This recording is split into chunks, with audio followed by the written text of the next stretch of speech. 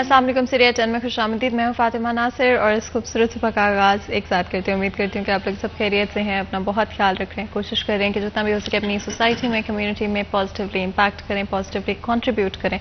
अगर हम सब ये फैसला कर लें कि सिर्फ और सिर्फ अपनी रिस्पॉन्सिबिलिटी लेंगे, अपने एक्शंस की, अपने अल्फाज की रिस्पॉन्सिबिलिटी लेंगे, तो सोचें कि हम कितना बेहतर कर सकते हैं दुनिया के लिए। और अगर सिर्फ और सिर्फ अपनी रिस्पॉन्सिबिलिटी और किसी की नहीं, दूसरे क्या करते हैं क्या नहीं करते हैं ये हमारी रिस्पॉन्सिबिलिटी नहीं होती। हम सिर्फ अपने आप को कंट्रोल कर सकते हैं, सिर्फ अपने आप को बेहतर कर सकते हैं। इसलिए हमेशा कोशिश करते रहें कि अपने आप को बेहतर करें। अपने आप से जो भी चीज़ें अगर आपको लगता है आप गलत कर रहे हैं, जो आपको लगता है कि आप अच्छी नहीं कर रहे, जो कि पॉजिटिवली इम्पैक्ट नहीं कर रहे या फिर नेगेटिवली किसी को इम्पैक्ट करें, तो कोशिश करें उनको तब्दील करें, उनको चेंज करने की कोशिश करें अपने बारे में। और हो सकता है कि आप दुनिया ना तब्दील कर रहे हो इस चीज़ से, लेकिन एक अच्छी एग्जाम्पल सेट कर रहे हो। और जब हम सब ये फैसला कर लेंगे कि अपने आप को बेहतर करेंगे, दूसरों पर तनकीद नहीं करेंगे, सिर्फ अपने बारे में अपनी पॉजिटिव कंट्रीब्यूशन करने की कोशिश करेंगे। आगे बढ़ते हैं, प्रोग्राम का आगाज करेंगे एक पॉजिटिव नोट पर। एक दिन एक नेकी में प्रोफेसर अमानत रसूल हमारे साथ मौजूद हैं, चलते हैं उनकी तरफ। बिस्मिल्लाहिर्रहमानिर्रहीम। हज़रत अबू हुरैरा रज़ियल्लाहु ताला अन्हु आप रिवायत करते हैं कि रसूलुल्लाह सल्लल्लाहु अलैहि वसल्लम ने फरमाया कि 3 दुआएं कबूल होती हैं और इनकी कबूलियत में कोई शक नहीं है। एक तो फरमाया कि दावतुल मज़लूम, जो मज़लूम होता है, जिसके साथ ज़्यादती होती है, उसकी दुआ कबूल होती है। और दूसरा फरमाया दावतुल मुसाफिर, मुसाफिर की दुआ भी कबूल होती है। और दूसरा फरमाया कि दावतुल वालिद लिवालदिही, वालिद की दुआ अपनी औलाद के लिए, अपने बच्चों के लिए। ये 3 दुआएं हैं जो अल्लाह सुब्हानहू व तआला कबूल फरमाता है। मजलूम यानी किसी के साथ ज्यादती मत कीजिए, इसलिए कि अगर आप किसी के साथ ज्यादती करते हैं, जुल्म करते हैं और वो अल्लाह की बारगाह में दुआ करता है, तो उसकी दुआ अल्लाह तक पहुंचती है, अल्लाह ताला उस दुआ को कबूल करता है। तो आप जानते हैं जब मजलूम की दुआ कबूल होगी तो वाज़ेह बात है कि उसका पहला निशाना जालिम होगा, उसको सज़ा मिलेगी किसी ना किसी शक्ल में, किसी ना किसी सूरत में उसको वाकई सज़ा दी जाएगी। और मुसाफिर वो अपना घर छोड़कर आया होता है, वो अजनबी होता है, ना वाकिफ़ होता है, ना आशना होता है, वो रास्तों को नहीं जानता, वो माहौल से वाकिफ़ नहीं है। अगर कोई शख्स उसको धोखा दे और उसके साथ धोखा दही इख्तियार करे, आप अंदाज़ा कीजिए कि अल्लाह ताला उसकी दुआ को भी कबूल करता है। और इसी तरह तीसरी दुआ है वालिद की, ख़ास तौर पर वालिद का जिक्र किया। वालिदा भी है, वालिदा की दुआ भी कबूल होती है। यानी यहाँ पर वालिद की दुआ से मुराद क्या है? इससे मुराद है कि अगर औलाद अपने वालिद के दिल को दुखाती है और वालिद अल्लाह की बारगाह में दुआ करता है, वैसे तो कोई वालिद हो, कोई वालिदा हो, कभी भी अपनी औलाद के लिए बद्दुआ नहीं करते, लेकिन अगर औलाद इस हद तक सताती है और तंग करती है कि आखिर बाप भी बद्दुआ देने के लिए मजबूर हो जाता है, तो फिर ऐसे बाप की बद्दुआ को भी अल्लाह ताला सुनता है। तो इसलिए हमारी कोशिश ये होनी चाहिए कि हम किसी शख्स का दिल न दुखाएं, किसी मुसाफिर को न सताएं और अपने वालिदैन का एहतराम करें और उनका दिल जीतने की हम कोशिश करें। इसी पैगाम के साथ आज के दिन का आगाज़ करते हैं। हमेशा याद रखें कि जब आप सुबह के वक्त पॉजिटिव अपना एटीट्यूड रखते हैं तो बाकी का दिन भी आपको पॉजिटिवली गुजरता है। जो भी चीज़ें, प्रॉब्लम्स आपको इनकाउंटर करनी पड़ती हैं, दे कम बैक टू कि आप सुबह किस तरह से सोच रहे थे, किस तरह से महसूस कर रहे थे। अगर आप नेगेटिव सोचेंगे तो नेगेटिवली इम्पैक्ट होगा आपका दिन और आपकी छोटी छोटी चीज़ें आपको अनॉय करने लगेंगी, परेशान करने लगेंगी, स्ट्रेस महसूस करवाने लगेंगी। तो हमेशा कोशिश करें कि सुबह के वक्त अच्छा सोचें, सुबह के वक्त एक अच्छी सोच के साथ, एक अच्छे थॉट प्रोसेस के साथ अपने दिन का आगाज करें। हमारा नेक्स्ट सेगमेंट होगा टुडेज वेदर।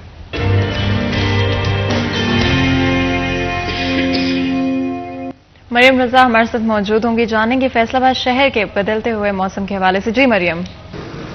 जी बिल्कुल, फैसलाबाद के मौसम की अगर बात की जाए तो गुज़िश्ता रोज होने वाली बारिश और ज़ालाबारी ने फैसलाबाद का मौसम जो है वो कदरे बेहतर कर दिया है।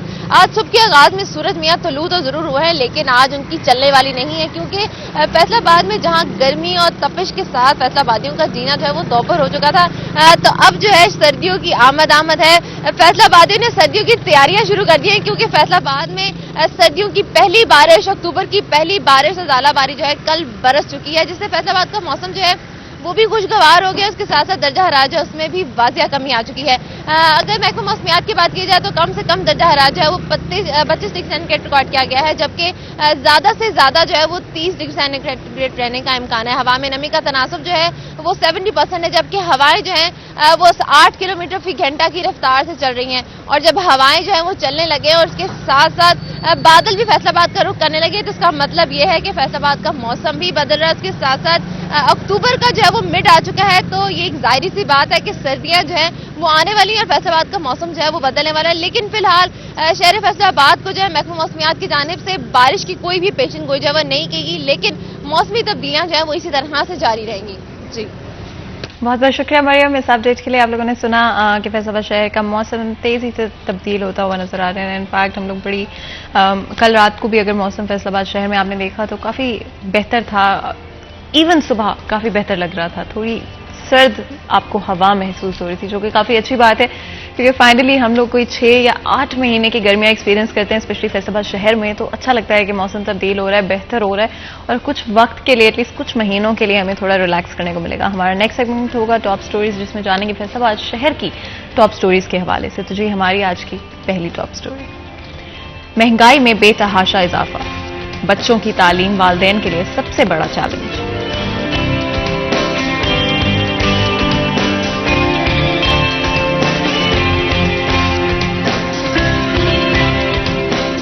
प्राइवेट सेक्टर में तालीम महंगी होने के बावजूद वालिदैन की तरजीह, हुकूमत सरकारी स्कूलों में बेहतरी लाने में नाकाम क्यों?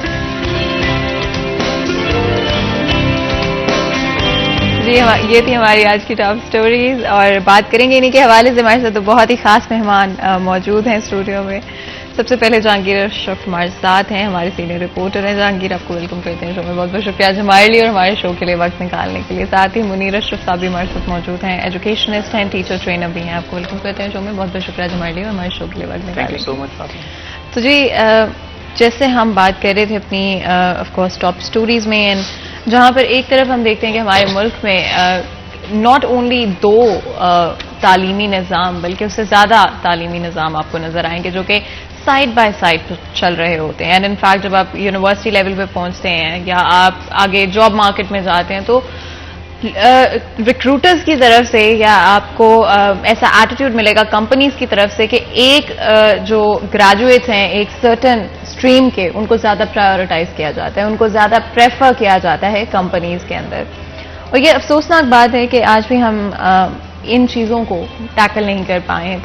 तालीमी निज़ाम डिफरेंट होते हैं, डिफरेंट कंट्रीज में भी होते हैं, सिर्फ पाकिस्तान में नहीं होते हैं, लेकिन हाँ, उनकी अगर क्वालिटी ऑफ एजुकेशन में इतना डिफरेंस होगा तो डेफिनेटली जब आप ग्रेजुएट करेंगे तो आपके पास बहुत डिफरेंटली स्किल्ड आपके पास टैलेंट या लोग आपको मिलेंगे जो कि चीज़ों को कॉम्प्लिकेट कर सकते हैं। इसी बात से बात करते हैं जहांगीर, स्पेशली अगर हम पाकिस्तान की बात करें, डिफरेंट स्ट्रीम्स, जिस तरह से मैट्रिक की बात कर लेते हैं, ओ लेवल्स, ए लेवल्स की बात कर लेते हैं, कैम्ब्रिज सिस्टम जिसको कहते हैं, उसके अलावा अमेरिकन स्ट्रीम भी मौजूद है जिसमें high school sort of education दी जाती है। इसके अलावा भी आई एम प्रीटी श्योर कुछ और भी होंगी स्ट्रीम्स जो कि मैं मिस आउट कर रही हो सकती हूँ। जरूर बताइएगा क्या डिफरेंस पड़ता है जब आप यूनिवर्सिटी लेवल में पहुंचते हैं या फिर आप ग्रेजुएट होकर जॉब मार्केट को एंटर करते हैं?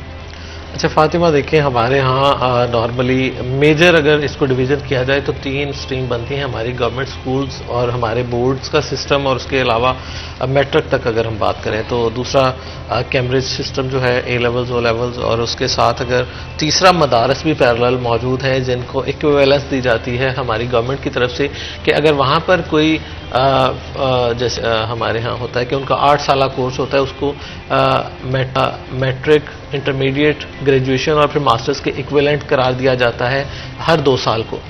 तो हमारे यहाँ ये तीनों स्ट्रीम्स मौजूद हैं और उनका सबसे कम एक्सपोजर रहता है और हमारे यहाँ उनको अपॉर्चुनिटीज़ भी कम मिलती हैं जो मदारस वाला सिस्टम है, क्योंकि हम उसको एज अ जनरल एक्सेप्ट नहीं करते और उसको अक्सर लोग शुमार ही नहीं करते एजुकेशन के कंपैरिजन में। तो इसलिए हमारे यहाँ मेन सबसे बड़ी स्ट्रीम जो है, सबसे बड़ी स्लॉट है, जो सबसे बड़ा जिसके पास स्टूडेंट है वो हमारे तालीमी बोर्ड्स हैं, क्योंकि हर साल तकरीबन 2 लाख के करीब बच्चा फैसलाबाद डिवीज़न से और इस तरह बाकी डिवीज़न से भी, और लाखों बच्चे हर साल मैट्रिक करते हैं बोर्ड की पैटर्न से। उससे कम बच्चे जो सामने आते हैं वो ए लेवल्स, ओ लेवल्स के आ जाते हैं और सबसे ज़्यादा इनको समझा जाता है कि ये आगे जाकर मेन स्ट्रीम का हिस्सा बनेंगे, क्योंकि इनको 2 और 4 साल बाद इन्होंने किसी न किसी यूनिवर्सिटी में जाना है और यूनिवर्सिटीज़ में आके दोबारा फिर ए लेवल्स, ओ लेवल्स वाले और मैट्रिक वाले वो इकट्ठे एक जगह पे हो जाते हैं।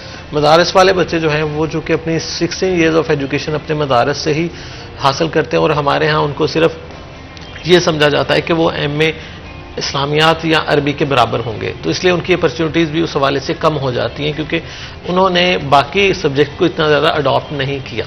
ये उनके, मैं समझता हूँ कि फेलियर की वजह है कि बाकी फील्ड में वो अपनी एक्सेस नहीं बना सके, अपने बच्चों को एक्सपोजर नहीं दे सके, जिसकी वजह से वो पीछे हैं और इग्नोर भी होते हैं जब एजुकेशन को एज अ होल डिस्कस किया जाता है। तो यहाँ पर रिस्पॉन्सिबिलिटी यकीनी तौर पर गवर्नमेंट की है कि वहाँ पर भी आप ऑप्शंस दे दें, सब्जेक्ट्स ज़्यादा कर दें कि उनमें भी अगर बच्चे साइंसेज में आना चाहें, सोशल साइंसेज में आना चाहें, बिजनेस में आना चाहें, वो वहाँ भी मौजूद हों, कि वो अगर अपनी 8 साल का वहाँ पर कोई कोर्स मुकम्मल करते हैं तो उनके पास भी स्पेशलाइजेशन किसी सब्जेक्ट में हो सके आखिरी 2 सालों में।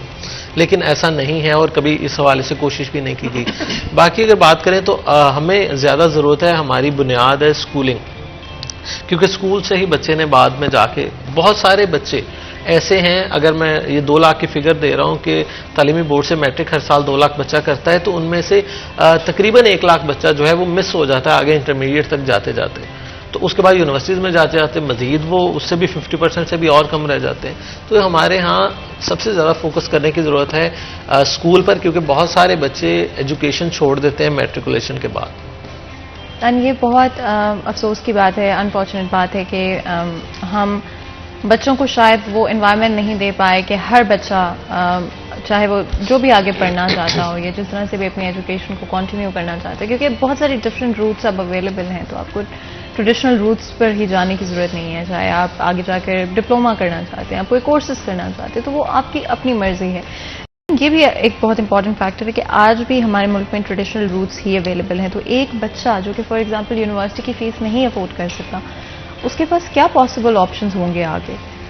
ये भी आई थिंक जहांगीर सोचने की बात है कि द रीज़न बच्चे मैट्रिक के बाद कुछ भी नहीं करते यूजुअली और ऐसी फील्ड्स में चले जाते हैं जहाँ पर उन्हें एजुकेशन की ज़रूरत नहीं पड़ेगी, इज़ बिकॉज कि अगर फॉर वट एवर रीजन वो नहीं अफोर्ड कर सकते एजुकेशन को, तो उनके पास कोई ऐसी चीज़ भी, अपॉर्चुनिटीज़ भी मौजूद नहीं है। And I think that's very very sad. Agree करेंगे इस बात पर? जी बिल्कुल, आपकी बात से मैं इत्तेफाक करता हूँ फातिमा। असल में प्रॉब्लम ये है कि हमारे तालीमी इदारे और इंडस्ट्री जो है आपस में कनेक्ट नहीं है, कनेक्टेड नहीं। इनकी इस वक्त अशद ज़रूरत है कि यूनिवर्सिटी को और जो तालीमी इदारे हैं उनको आपस में कनेक्ट किया जाए। हमारा ग्रेजुएट या तालीम मुकम्मल करने के बाद जब तालिब इल्म स्टूडेंट मार्केट में आता है, ही स्टैंडिंग नो वेयर, तो यूनिवर्सिटी जो इंडस्ट्री है ज़ाहिर है वो बहुत फोकस्ड होती है, एक कॉर्पोरेट सेक्टर है, तो उन्होंने बच्चे को तरस खा के तो जॉब नहीं देनी है, they will check their skills. तो इस वक्त इस चीज़ की ज़रूरत है कि वो स्किल्स बच्चों के अंदर इम्पार्ट की जाएं जो कि इंडस्ट्री की डिमांड है, इंटरनेशनली भी एक्सेप्टेबल हों और मुल्क से बाहर भी, मुल्क के अंदर भी बच्चे हमारे जो हैं वो परफॉर्म कर सकें। अच्छा, दैट्स वेरी इंपॉर्टेंट कि हमारे बच्चों को वो प्लेटफॉर्म्स दिए जाएं, वो ग्रेजुएट्स को वो प्लेटफॉर्म्स दिए जाएं, हमारे स्कूल के जो ग्रेजुएट्स हैं उनको भी दिए जाएं। अगर हम बात करें डिफरेंट स्ट्रीम्स की जो कि इस वक्त हमारे मुल्क में मौजूद हैं, आई डू थिंक कि ज़्यादातर प्राइवेट सेक्टर को ज़्यादा तरजीह दी जाती है, प्रेफरेंस दी जाती है। क्या रीजंस लगते हैं और क्यों हम अपने गवर्नमेंट इदारों को उतना मजबूत नहीं कर पाए? Fatima, let's compare it. अगर आप इंफ्रास्ट्रक्चर के हवाले से देखें तो इंफ्रास्ट्रक्चर जो है वो गवर्नमेंट स्कूल्स का, गवर्नमेंट के इदारों का बहुत बेहतर है। अगर आप उनके टीचर्स को देखें, दे आर क्वालिफाइड, उन्होंने किसी हद तक ट्रेनिंग्स भी ली हुई होती हैं, लेकिन इशू क्या है, उनको गवर्नमेंट टीचर्स को आप देखें, असल में जो स्कूल या तालीमी इदारा जो है वो टीचर होता है, तो टीचर को जब आप इररेलेवेंट चीज़ों में उलझा देंगे, आप गवर्नमेंट साइड पे देखिए टीचर आपको बहुत से दूसरे फ्रंट्स पर एंगेज नजर आएंगे, जबकि प्राइवेट सेक्टर जो है, जो बुनियादी वजह में आप बहुत सारी वजूहात बयान कर सकते हैं, ये इसमें घंटों लग सकते हैं, लेकिन जो बुनियादी वजह मैं आइडेंटिफाई कर पाया हूँ वो ये कि प्राइवेट सेक्टर के एक्सेल करने की जो वजह है प्राइवेट स्कूल्स के, प्राइवेट तालीमी इदारों की, वो ये है कि हम लोग बहुत फोकस्ड काम करते हैं। अब हमारे अगर खुदा न खासा टीचर हमें एजुकेशन में क्वालिफाइड ना भी हों, कम क्वालिफाइड हों, हम उनसे कहीं ज़्यादा बेहतर रिजल्ट्स ले लेते हैं, क्योंकि वी आर फोकस्ड। गवर्नमेंट के इदारों में टीचर्स की जो एवेल्युएशन की जाती है, ऑडिट किया जाता है उनके मुख्तलिफ प्रोसेसेस का, वो फोकस्ड ऑडिट नहीं होता है, ठीक है। हम लोग जो टीचर्स का ऑडिट करते हैं, एजुकेशनल ऑडिट करते हैं, वो बहुत फोकस्ड होता है, उसमें टीचर्स की जो नीड एनालिसिस है, ट्रेनिंग नीड एनालिसिस निकालते हैं, फिर उसमें पूरे तालीमी इदारे को देखते हैं कि बेसिकली नेग्लिजेंस एक बहुत बड़ा पार्ट है इस सारी सिचुएशन का। हमारे साथ एक कॉलर मौजूद है, बात करते हैं। अस्सलाम वालेकुम जी। वालेकुम अस्सलाम, साजिद हुसैन हजरा बोल रहा हूँ पत्तोकी से। जी बताएं, कुछ पूछेंगे, कुछ शेयर करेंगे? सबसे पहले तो आपके मज़दूर मेहमानों को, आपको और पूरी टीम को मेरा मोहब्बत भरा सलाम और सुबह बखैर। मेरा हमारे तलीम से सवाल है, क्योंकि तलीम के बारे में हमारे मजहब ने बड़ा जोर दिया है कि बिल्कुल जी, तलीम हासिल करो चाहे तुम्हें चीन ही क्यों ना जाना पड़े, बिल्कुल, और गोद से गोद तक तलीम का जिक्र किया गया है। लेकिन यहाँ पे तलीम जो है वो भी बढ़ चुकी है मुख्तलिफ हिस्सों में। गवर्नमेंट सेक्टर में भी तलीम बढ़ चुकी है और प्राइवेट सेक्टर में भी, और प्राइवेट सेक्टर में कुछ अनएजुकेटेड जो साथी हैं वो तलीम के ठेकेदार बने हुए हैं, और हमारी कोशिश होती है कि हर जो वालिदैन है वो प्राइवेट सेक्टर को तरजीह दे रहा है, गवर्नमेंट सेक्टर को इतनी तरजीह नहीं देता। क्या गवर्नमेंट सेक्टर में कोई तलीम इतनी अच्छी नहीं दी जा रही? मेरा ये सवाल है हमारे तलीम से, क्या वहां पर कोई इतना अच्छा सिस्टम नहीं है कि लोग प्राइवेट सेक्टर को ज्यादा तरजीह दे रहे हैं? और क्या प्राइवेट सेक्टर में कोई साजा को कोई उसकी ट्रेनिंग वगैरह दी जा रही है? इस जानब गवर्नमेंट क्यों नहीं तवज्जो दे रही कि प्राइवेट सेक्टर में अनएजुकेटेड और जो लोग हैं मसलन उन्होंने भी प्राइवेट सेक्टर बनाए हुए हैं और मुख्तलिफ साजा को और मुख्तलिफ लोगों को हायर करके वो एक इदारा बनाकर बड़े यानी कि इसको कारोबार बना लिया तलीम को। क्या गवर्नमेंट इस पर तवज्जो देगी कि प्राइवेट सेक्टर में बेहतरी लाए और प्राइवेट जो साथी हैं उनकी ट्रेनिंग का भी इत्माम करें? बिल्कुल जी, बहुत बहुत शुक्रिया कॉल करने का। हमारे साथ कॉलर मौजूद थे जिन्होंने इवन तो हम बात कर रहे थे प्राइवेट एंड गवर्नमेंट सेक्टर की, बट डेफिनेटली उन्होंने जो पॉइंट हाईलाइट किया in terms of the private sector, इस वक्त एक बिजनेस क्या आपको नजर आएगा, बिजनेस की तरह नजर आएगा, जहां पर प्रॉफिट बेस्ड सिस्टम्स मौजूद हैं और ज़्यादा से ज़्यादा बच्चों को तालीम तो अच्छी दी जाती है, quality of education definitely exist करती है, लेकिन प्रॉफिट बेस्ड सिस्टम है और एक आम शख्स के लिए, एक आम शहरी के लिए क्या प्राइवेट एजुकेशन को अफोर्ड करना पॉसिबल है, जहाँ पर तालीम की इतनी इंपॉर्टेंस है? हर शहरी का हक है, हर पाकिस्तानी शहरी का हक है कि उनको एजुकेशन मिले और अच्छी एजुकेशन मिले, ना सिर्फ एजुकेशन बल्कि एक्चुअली क्वालिटी एजुकेशन उनको मिले। लेकिन गवर्नमेंट सेक्टर जहाँ पे तरक्की नहीं कर पा रहा, उस तरह से आई थिंक compete नहीं कर पा रहा प्राइवेट सेक्टर के साथ, ज़्यादातर लोग प्रेफर करते हैं प्राइवेट सेक्टर को। जहाँ कितना इंपॉर्टेंट है गवर्नमेंट की नेग्लिजेंस जो कि गवर्नमेंट स्कूल्स को लेकर है, एंड स्पेशली प्राइवेट सेक्टर में जो एक प्रॉफिट बेस्ड आपको स्ट्रक्चर नजर आता है, जिसकी वजह से इनफैक्ट बहुत सारे बच्चे सफर भी करते हैं, पेरेंट्स भी सफर करते हैं। क्या कहेंगे इस बारे में? फातिमा, देखिए अवेलेबिलिटी जो ऑप्शंस हैं उसमें से आपको चूज करना है एज अ पेरेंट कि आपने बच्चों को कहाँ पर भेजना है। अलमिया यह है कि गवर्नमेंट अपना ट्रस्ट जो है वो बिल्ड नहीं कर सकी और बिल्कुल वो अपना एतमाद खो चुकी है कि हम इदारे हैं, क्योंकि जैसे बताया कि इंफ्रास्ट्रक्चर में बिल्डिंग्स हैं, ग्राउंड्स हैं, आपके पास वसीओ रीज रकबा मौजूद है, भरपूर एक्टिविटीज़ आप करवा सकते हैं तालीम के साथ साथ बच्चों की तरबियत और बाकी चीज़ें। लेकिन अलमिया यह है कि उस पर जो चीज़ें होनी चाहिए वो नहीं हो रही हैं और प्राइवेट सेक्टर कम रिसोर्सेज के साथ ये चीज़ें दे रहा है। और इसको अगर ये नो डाउट बिजनेस है, क्योंकि अब हर जो आपका फील्ड है वो बिजनेस बनता जा रहा है, चाहे वो हेल्थ हो, चाहे एजुकेशन हो, चाहे कोई भी और हो। एंड ये बहुत ही तो इसमें गवर्नमेंट को किरदार अदा करना चाहिए कि वो इसको भरपूर किरदार अदा करे, इसको चीज़ों को स्ट्रीमलाइन करे। एंड रेगुलेशन बहुत इंपॉर्टेंट होती है, बिकॉज ऑफ कोर्स अगर आप किस तरह के रेगुलेशंस नहीं रखेंगे, चेक एंड बैलेंस नहीं रखेंगे, तो फिर ऐसे ही होता है। किसी भी इंडस्ट्री में ये चीज़ मुमकिन है कि वो प्रॉफिट बेस्ड हो जाएगी एंड इनफैक्ट बड़े नेगेटिवली सोसाइटी को इम्पैक्ट कर सकती है। मज़ीद गुफ्तगू करें उससे पहले ब्रेक लेते हैं, कहीं मजा जाएगा हमारे साथ रहिए।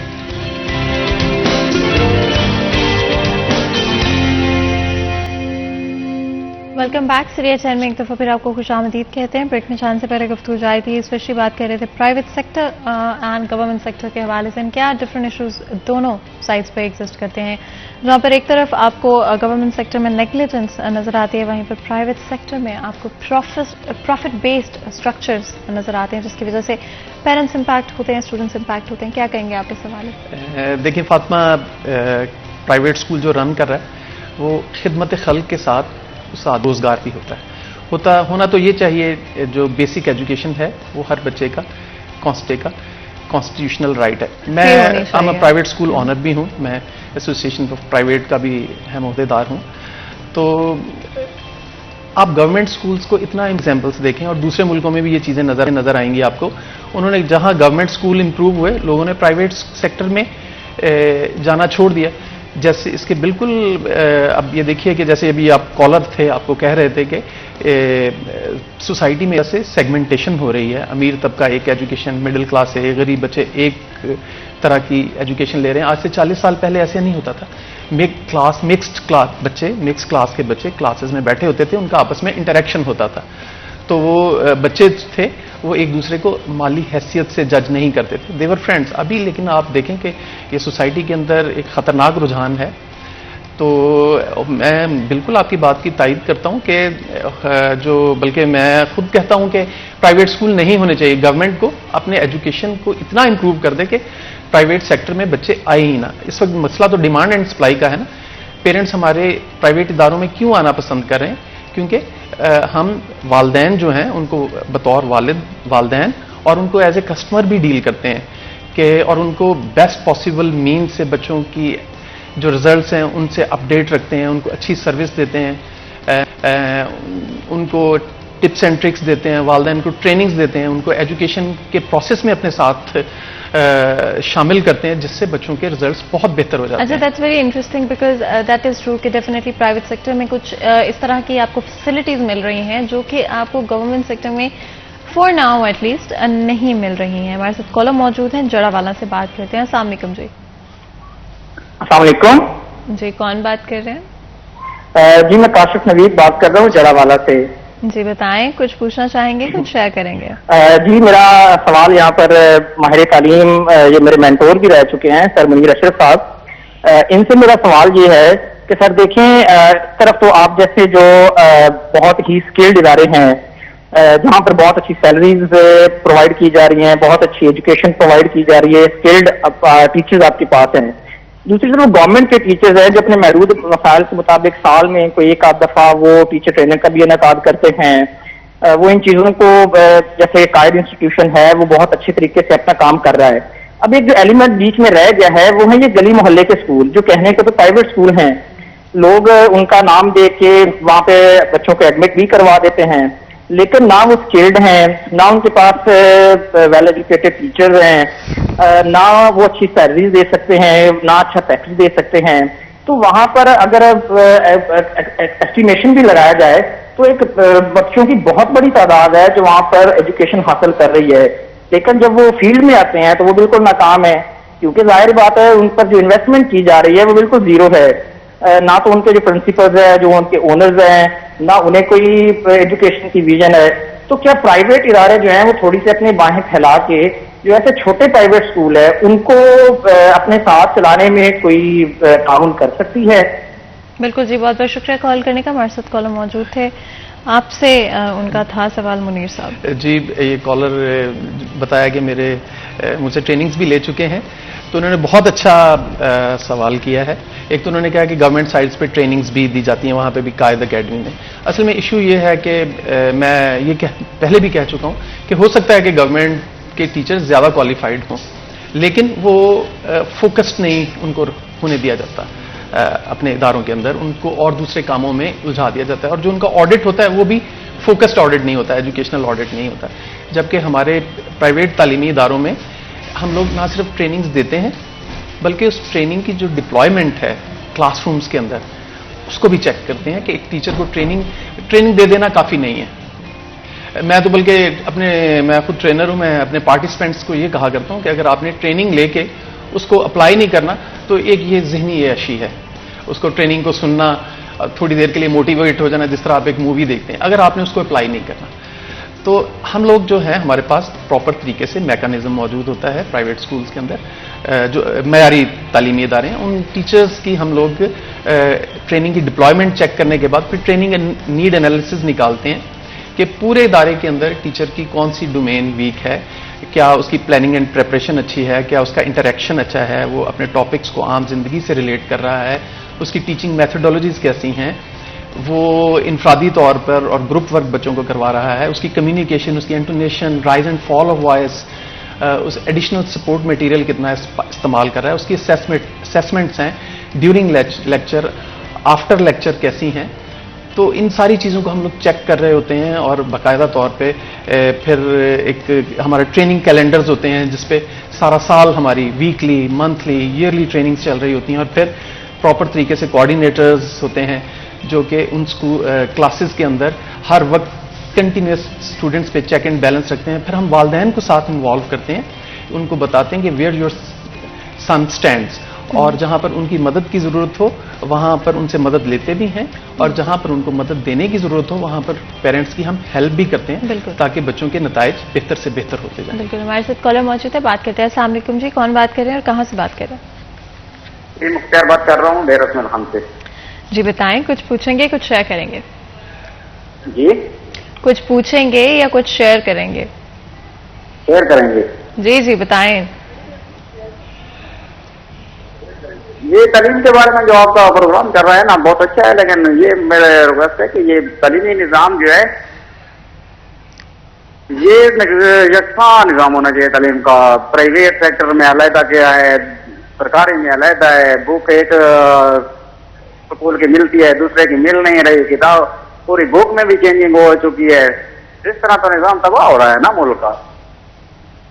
जी जी बिल्कुल, बहुत बहुत शुक्रिया कॉल करने का। हमारे साथ कॉलर मौजूद थे जिनका कहना था कि तालीम का निज़ाम बहुत इंपॉर्टेंट होता है, एंड मैं कम्प्लीटली 100% इस बात से एग्री करती हूँ कि तालीम एक बेसिक चीज़ है जो कि हर शहरी का हक है, हर बच्चे का हक है, और ये बहुत अफसोस की बात है, बहुत अनफॉर्चुनेट है कि हम उसको पूरा नहीं कर पा रहे। एंड आई थिंक ये किसी भी मुल्क की गवर्नमेंट की one of the biggest responsibilities है कि उनकी मुल्क में उनकी रियासत में 100% एजुकेशन एंड लिटरेसी रेट होना चाहिए, एंड आपकी that is what you should be aiming for.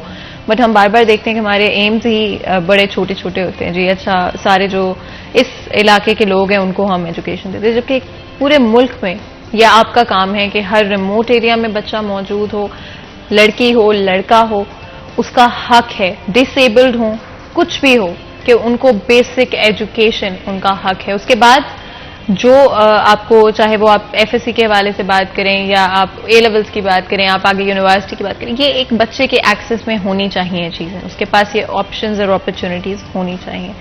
Jahangir, कितना इम्पॉर्टेंट है कि हमारी गवर्नमेंट का फोकस बच्चों को quality education and free education देना उनका पहली रिस्पॉन्सिबिलिटी आई थिंक किसी भी मुल्क की गवर्नमेंट की होगी। नो डाउट एजुकेशन जो है वो प्रायोरिटी होनी चाहिए, लेकिन हमारे यहाँ नहीं है और ना कभी रही है। सिर्फ अनाउंसमेंट्स होती है कि तालीम दोस्त हुकूमत और इस तरह के वादे ऐलानात, लेकिन इस पर आज तक इम्प्लीमेंट देखने को नज़र नहीं आया। कॉलर की अगर बात करें तो उन्होंने जो उनका मकसद था वो बहुत अच्छा था, लेकिन जो उन्होंने बात की कि एक किताब, मैं इससे बड़ा इख्तलाफ करता हूं कि एक किताब कुछ नहीं होता कि आप कहें कि सबको एक ही किताब पढ़ा दें, और इसमें बेसिकली जो लर्निंग आउटकम्स हैं ना वो आपके सेम होने चाहिए। आपने बच्चों को अगर बेसिकली सिंगल नेशनल करिकुलम जो दिया गया था गवर्नमेंट की तरफ से, चाहे उस पर अमल दरामद नहीं भी हुआ, उसका पर्पज़ ये नहीं है कि सबको एक किताब थमा दी जाए कि आप सब यही पढ़ें। उसके मकासद एक होने चाहिए कि अगर आपने फॉर एग्जांपल मैथ की अगर हम बात करें तो आप सब बच्चों को जमा तफरीक आनी चाहिए, ज़रब तकसीम आनी चाहिए, और जो जिस लेवल पर क्लासेस हैं उस लेवल में जो कुछ उसके रूल्स कवानीन जो उसके फार्मूलाज हैं वो बच्चों को आने चाहिए। एग्जाम्पल उसकी कोई भी हो सकती है। अब देखिए हर इंसान की अपनी मुख्तलिफ ज़ात है, सबको हम सेम तरह से डील नहीं कर सकते। अब एक किसी भी ज़मीन में अगर 10 मुख्तलिफ चीज़ों के बीज बोएं तो सब एक नहीं उगेंगे, सब मुख्तलिफ होंगे। तो इंसान को मुख्तलिफ रहने दें, उसको एक जैसा ना बनाएं। मैं इसके बहुत खिलाफ अगर आप एक डॉक्यूमेंट्री थी उसमें लिखा था ए फार जब कहेंगे तो 90% के माइंड में एप्पल आएगा, क्योंकि हमें किताब ने बता दिया ए फार एप्पल है। हम बच्चों को डिफरेंट क्यों नहीं बताते कि हर बच्चे की सोच मुख्तलिफ हो, ए से हज़ारों चीज़ें हो सकती हैं, लेकिन हर बच्चा ए फॉर एप्पल ही क्यों कहता है? क्योंकि हमारी किताब ने बाउंड कर दिया हमारे बच्चे को, उसकी सोचने की सलाहियत को महदूद कर दिया, उसको आंसर दे दिए। हम ओपन एंडेड क्यों नहीं छोड़ते बच्चों को कि बच्चों को सोचने समझने का मौका दें। एक जैसी किताब होगी तो सब बच्चे के माइंडसेट बिल्कुल सेम एक टारगेट पे हिट करेगा, वो नहीं होना चाहिए। सबको अपनी अपनी सोच दें, उनको ओपन एंडेड छोड़ें, उनको सोचने का मौका दें, एनालिसिस का मौका दें, कंपैरिजन का मौका दें, उनको सोच समझने का मौका दें। हमने जवाबात दे दिए उनको, जब जवाबात दे दिए तो फिर एज इट इज़ ही उनको रिप्लाई करना होगा, एज इट इज़ रिस्पॉन्स करना होगा। हम बच्चे मशीन बना रहे हैं जो एक जैसी प्रोडक्ट आगे दे रहे हैं। एंड क्रिएटिविटी का रूम, आई डू अग्री कि हम उन्हें वो स्पेस नहीं दे रहे जहाँ पर वो क्रिएटिव हो सकते हो एंड खुद अपने जो डिफरेंट स्टाइल्स हैं उनको एस्टैब्लिश कर सकें। मज़ीद गुफ्तगू करें उससे पहले ब्रेक लेते हैं, कहीं में जाएगा हमारे साथ ही।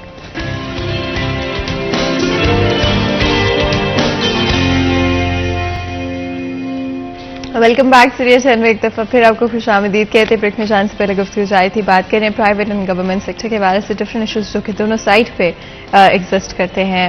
एंड ऑफ कोर्स मुनीर साहब ब्रेक में जाने से पहले बिल्कुल जहांगीर बता रहे थे कि कितना इंपॉर्टेंट है बच्चों के पास वो स्पेस होना, वो रूम होना जहाँ पर वो अपनी क्रिएटिविटी एंड अपनी इंडिविजुअलिटी एंड माइंडसेट डेवलप कर सकते हैं। आपको लगता है कि आज हमारे बच्चे वो कर पा रहे हैं? फातिमा, एक तो ये क्रिएटिविटी वर्ड बोलना फैशन बना हुआ है। Creativity is not something direct which can be achieve directly.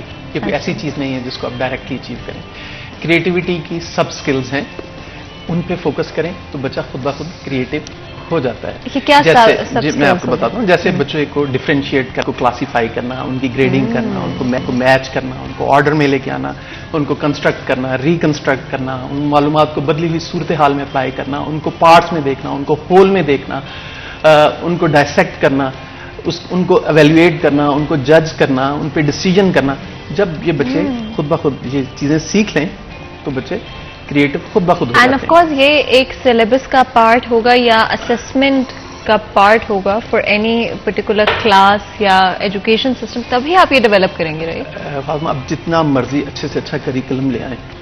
I am an educationist, मैंने 25 ईयर्स हो गए हैं मुझे तालीमी इदारा चलाते हुए। आप जितना मर्जी अच्छा करिकुलम ले आए, असेसमेंट्स चेंज कर लें, कुछ भी कर लें, बेहतरी उस वक्त तक नहीं आएगी जब तक हम अपने टीचर पे फोकस नहीं करेंगे, टीचर की एबिलिटीज़ को नहीं बढ़ाएंगे, उसकी कैपेबिलिटीज़ को, उसको ट्रेन नहीं करेंगे। अभी पाकिस्तान में जिसको कहते हैं ना डर्थ, और मेरे नज़दीक एक कहत है ट्रेनिंग्स का। टीचर्स जो हैं ज़्यादातर वो अपने सब्जेक्ट में कॉम्पिटेंट होते हैं, इसमें कोई शक नहीं है, लेकिन उस नॉलेज को कैसे डिलीवर करना है आगे, वो सिरे से ना यूनिवर्सिटीज़ में ना स्कूल्स में टीचर्स को पता नहीं है, बल्कि वो इल्यूजन ऑफ कॉम्पिटेंसी का शिकार हैं। वो समझते हैं उनको सब कुछ पता है, लेकिन मैं इसकी आपको एग्जांपल दूंगा। पीएचडी डॉक्टर्स होते हैं, बच्चे उनकी क्लासेस में पीछे बैठे हुए होते हैं, वो बच्चे कैंटीन में समोसा खा के वापस आ जाते हैं क्लास में, उन टीचर्स को पता नहीं चलता। उसकी वजह यह है कि टीचर के अंदर रिक्वायर्ड कॉम्पिटेंसी पैदा ही नहीं की। जो हमारे बीएड और एमएड हैं वो इतने सब स्टैंडर्ड हैं कि वो एक अच्छा टीचर प्रोड्यूस नहीं कर सकते। तो इस वक्त ज़रूरत इस चीज़ की है कि गवर्नमेंट जो है और प्राइवेट इदारे भी हैं, अपने टीचर्स को कॉम्पिटेंट बनाएं, उनकी कैपेसिटी बिल्डिंग करें, उनको स्कैफोल्ड करें, उनका मेयार बेहतर करें। एक अच्छा टीचर जो कि वेल वर्स्ड है इन आर्ट ऑफ टीचिंग, वही बच्चों से मतलूबा नताइज ले सकता है। और स्पेशली इसकी अहमियत पहले से और भी ज़्यादा इस तरह से हो गई है कि अब बोर्ड के अंदर भी, बोर्ड्स जो हैं वो भी कंसेप्चुअल स्टडीज़ की तरफ जा रहे हैं। तो इस वक्त ज़रूरत इस अमर की है कि टीचर अपने आप को बदले। हमारा टीचर जो है उसके साथ अलमिया ये है कि जिस तरीके से उसने पढ़ा था वो उसी तरीके से आगे पढ़ाना चाह रहा है। वो ये नहीं समझ रहा कि ये जी एज, ये एक डिफरेंट एज, एक डिफरेंट जनरेशन है जिसने पैदा होते ही डाउनलोडिंग्स कर रहे हैं, स्क्रीन के आगे कितना टाइम गुजार रहे हैं, उनकी फिंगर टिप्स पे दुनिया है, सारी मालूमात उनके आगे है। हाँ जी, उस बच्चे को उन रवायती तरीकों से हैंडल नहीं किया जा सकता है। टीचर्स को, हेड्स को ये बात समझने की जरूरत है इस वक्त। अच्छा, that is so interesting, specially generation gap आपको ज्यादातर घरों में अपना इफेक्ट देता हुआ नजर आएगा, but it's very interesting to think कि टीचर्स के साथ भी it's the same gap, right? They coming from a generation जहां पर mobile phones were not as common और आपके पास टेक्नोलॉजी का उतना इम्पैक्ट या इतना आपकी जिंदगियों में इस्तेमाल नहीं था जितना कि आज के वक्त में नजर आता है। Jahangir, to wrap the discussion up, कितना बड़ा फैक्टर है जनरेशन गैप जो कि इनफैक्ट टीचर्स एंड स्टूडेंट्स के दरमियान भी एक डिफरेंस क्रिएट कर देते हैं?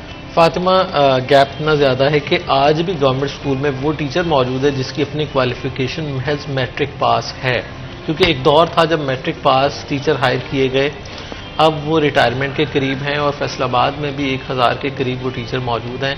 और सीयू एजुकेशन का कहना है कि हम रिटायरमेंट का वेट करने के अलावा कुछ नहीं कर सकते इनके साथ। अब देखें, ये अलमिया के बेबसी कि हमारे जो एजुकेशन को हेड कर रहे हैं, लीड कर रहे हैं, वो भी कुछ नहीं कर सकते। और सबसे बड़ा रुकावट यही है जो बता रहे हैं कि टीचर अगर खुद स्किलफुल नहीं है, वो डिलीवर नहीं कर सकता, वो सिर्फ किताबें पढ़ा रहा है और जो लिखा है वो वही कर रहा है डिलीवर आगे, तो वो वाकई टीचिंग नहीं है। टीचिंग है किताब से बढ़कर कुछ बच्चों को दे देना। देखें, कहा जाता है ना, किताब तो घर बैठ के भी पढ़ सकते हैं, किसी एकेडमी जाके भी पढ़ सकते हैं। एकेडमी कल्चर में तरबियत वाला एलिमेंट नहीं है, तरबियत का एलिमेंट है स्कूल में, कॉलेज में, यूनिवर्सिटीज़ में, जहाँ पर आपके पास ज़्यादा टाइम होता है। एकेडमी तो बच्चे पढ़ने गए हैं, अपने नंबर लेने गए हैं कि मैंने पेपर में छापा लगाना है, मुझे आप वो सिखा दें कैसे छापते हैं पेपर। तो स्कूल, कॉलेज, ये वो चीज़ें हैं जहाँ पर टीचर ने डिलीवर करना है किताब के अलावा।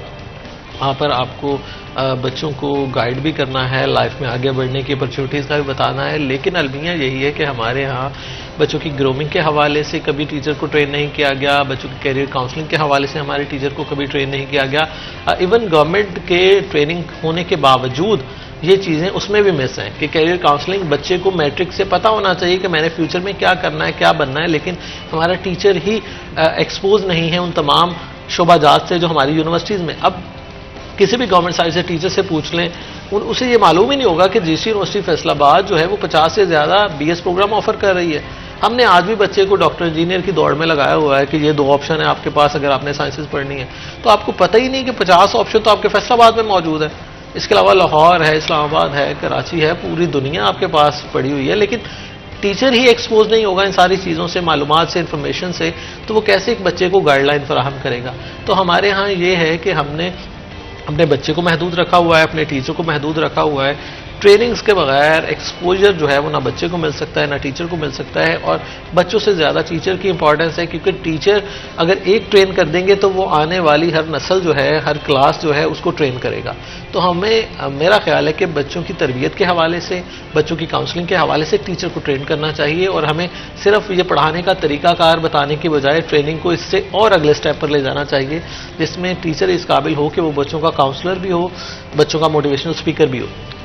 जी, मैं जहांगीर साहब की बात को ही फर्दर करूंगा कि यानी कि जो मौजूदा सिस्टम है या टीचर हैं वो बच्चों को जॉबर्स बना रहे हैं। बच्चों के अंदर एंटरप्रेन्योरल स्किल्स जो हैं वो पैदा करने की ज़रूरत है। उनको बचपन में ही ये चीज़ डाल देनी चाहिए कि आप जॉब सीकर नहीं बल्कि जॉब प्रोवाइडर बने।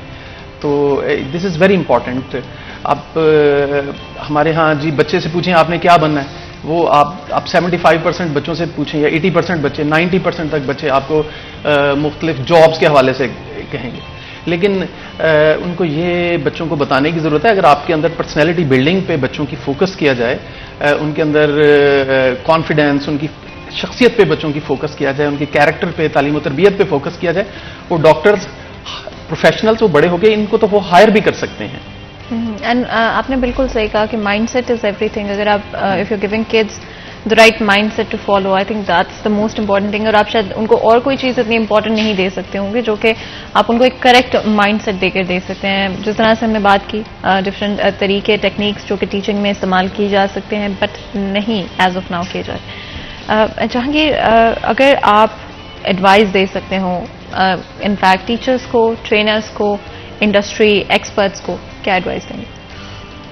एडवाइस देखें, अब यही है कि आप किताबों से निकलें, बच्चों को क्लासरूम से निकालें और उनको रियल लाइफ में लेके आएं और उनको सिर्फ किताबी बातों तक ना रखें, क्योंकि हमारा बच्चा जब वो चाहे यूनिवर्सिटी हो वहाँ से जब निकलता है तो वो एक ख्याली दुनिया में होता है, उसको रियल लाइफ में लेके आएं। रियल लाइफ में लाने में टीचर हमारा बहुत इंपॉर्टेंट किरदार अदा कर सकता है, लेकिन अभी तक वो नहीं कर रहा, क्योंकि बच्चों को हम ख्याली दुनिया में ले जाते हैं, क्लासरूम में बैठा के उसको ऐसे सुहाने ख्वाब दिखा देते हैं कि उसको रियल लाइफ में जो उसने फेस करनी है हार्डशिप्स वो नहीं बताते। तो बच्चों को बताएं कि आपको डिफिकल्टीज भी आएंगी, आपने इनिशिएटिव भी लेना है, आपको फेलियर का सामना भी हो सकता है, फेलियर के बाद आपने रुक नहीं जाना, आगे बढ़ना है। और दूसरी बात यह है कि बच्चों पर दबाव ना डालें कि आप यही सब्जेक्ट पढ़ें। बच्चा जो पढ़ना चाहता है, पेरेंट्स भी, टीचर भी उसको गाइड भी करें, उसको बताएं आगे और उसको गाइड करें कि आप किन किन फील्ड में फ्लरिश कर सकते हो। जबरदस्ती ना करें बच्चों के साथ। एंड दैट प्रेशर, बिकॉज अब हमारे पास कुछ ही मिनट बाकी, बट कोशिश करेंगे कि इसके बारे में बात करें। जो बिल्कुल शो शुरू होने से पहले भी मैं आपसे बल्कि बात करी थी कि this is concept about a learning brain, और कितना ज़रूरी है कि हमारे बच्चों में लर्निंग ब्रेन हो, ना कि सर्वाइवल ब्रेन हो। जब आप बच्चे पे बहुत ज़्यादा प्रेशर बिल्ड कर देते हैं तो they do go into survival mode, और वो सिर्फ डे बाय डे कोशिश कर रहे होते हैं कि भाई हम अपने पेरेंट्स को खुश रख सकें या हम अपने टीचर को खुश रख सकें। तो एक इन्वायरमेंट जहाँ पर आप खुलकर अपनी क्रिएटिविटी को बेहतर कर सकते हो, अपने स्किल सेट को डेवलप कर सकते हो, अपनी गलतियों से सीख सकते हो, ये हर बच्चे के लिए बहुत इंपॉर्टेंट है। कितना इंपॉर्टेंट है कि हम अपने बच्चों को लर्निंग माइंडसेट दें, आगे एक प्रेशर बिल्ड कर दें उनके ऊपर कि जो सबसे ज्यादा नंबर लेगा वही जिंदगी में सक्सेसफुल है और बाकी जो 50 बच्चों की क्लास है वो कुछ नहीं कर पाएगी लाइफ में। फातिमा, बहुत ही जबरदस्त सवाल आपने पूछा है। अब ये देखें कि हम बचपन से ही ना बच्चों को इस तरह बना देते हैं कि गलती नहीं करनी, बगैर मिस्टेक प्रूफ पेपर होना चाहिए, इसमें मिस्टेक्स नहीं होनी, रेड नहीं होना चाहिए। और ये जो है जिसको कहते हैं, इस तरह से हम अपने बच्चों को रैट हेडेड बना रहे हैं। बच्चे के अंदर करेज टू मेक मिस्टेक्स होनी चाहिए, बच्चे के अंदर जुर्रत होनी चाहिए कि वो गलतियां करे, गलतियों से सीखें। इसकी मैं आपको एग्जांपल्स देता हूं। आप दुनिया के जितने बड़े बिजनेसमैन हैं, अगर उनकी लाइफ हिस्ट्री को स्टडी करें तो वो दुनिया के सबसे नाकाम तरीन इंसान आपको नजर आएंगे। उन्होंने इतने फेलियर्स का सामना, हम सिर्फ उनकी एक टिप ऑफ द आइसबर्ग देख रहे होते हैं, उन्होंने कितनी नाकामियां, लेकिन वो मायूस नहीं हुए। तो हमें बच्चों की पर्सनैलिटी बिल्डिंग पे फोकस करना चाहिए कि आप गलती जो है, गलती नहीं, इसको पॉइंट फॉर इंप्रूवमेंट समझें और फिर उससे मजीद बेहतर, फिर उससे मजीद बेहतर अपने आप को करते जाएं और परफेक्शन की तरफ इस तरह आप ये टारगेट अचीव कर सकते हैं। अच्छा, जैसे आपने कहा कि फेलियर बहुत इंपॉर्टेंट है, the courage to face your mistakes, the courage to make mistakes in fact I think is very very important as well. And I hope कि हम ये चीजें समझ पाएंगे एज अ सोसाइटी एंड अपनी रिस्पॉन्सिबिलिटी भी समझ पाएंगे। सॉरी आपकी बात काट रहा हूँ, इसमें अगर आप एक लाइन में कुछ कहना चाहें, हमारे पास वक्त जी। उसमें मैं ये कहूंगा कि बच्चों की वीकनेसेस की बजाय बच्चों की स्ट्रेंथ्स पे फोकस करें। बच्चों की स्ट्रेंथ्स क्या हैं? जो हम लोग ये समझते हैं जिस सब्जेक्ट में मार्क्स अच्छे आ रहे हैं तो वो बच्चों की स्ट्रेंथ है, ऐसा नहीं है।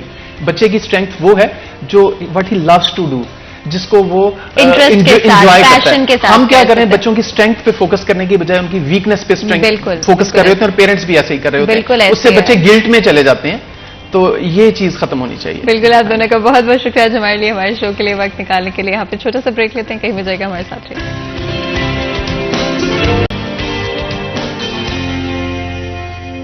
वेलकम बैक सीरियल चैनल में एक दफा फिर आपको खुशामदीद कहते हैं। ब्रेक में जाने से पहले गुफ्तगू जारी थी। आज हमारा first half different education sector से रिलेटेड प्रॉब्लम्स एंड इश्यूज के बारे में था। कोशिश की कि ना सिर्फ उनके बारे में डिस्कशन करें बट ऑल्सो प्रॉब्लम सॉल्विंग की तरफ आए।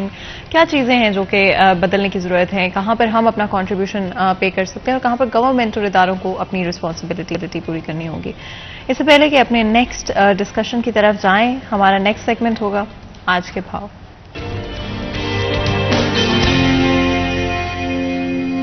मोहम्मद अली हमारे साथ मौजूद होंगे, बात करेंगे रेट्स के हवाले से एंड मार्केट में इस वक्त क्या सिचुएशन है। जी अली। जी बिल्कुल फातिमा, फैसलाबाद मार्केट कमेटी की जानिब से बरोज़ मंगल की रेट लिस्ट जारी कर दी गई है। मुर्गी की कीमत में मुसलसल तीसरे रोज़ भी कमी वाक़ हुई है, जबकि सब्जियों और फलों की कीमतों में मामूली रद्दोबदल देखा गया है। रेट लिस्ट की बात की जाए तो ब्रायलर मुर्गी का गोश्त 2 रुपये सस्ता होने से 384 से 382 रुपये फ़ी किलो हो गया है। अंडे 2 रुपये दर्जन महंगे होते 231 से 233 रुपये फ़ी दर्जन हो गए हैं। आलू कच्चा छिलका 78, आलू पुराना 55, आलू सफ़ेद 36, प्याज 130 रुपये में किलो में फ़रोख्त होगा। टमाटर 20 रुपये सस्ता होने के बाद 225 से 205 रुपये किलो हो गया है। लहसुन देसी सुर्ख 10 रुपये महंगा होते ही 310 से 320 रुपये किलो हो गए हैं। लीमू चाइना 10 रुपये सस्ता होने के बाद 85 से 75 रुपये का हो गया है।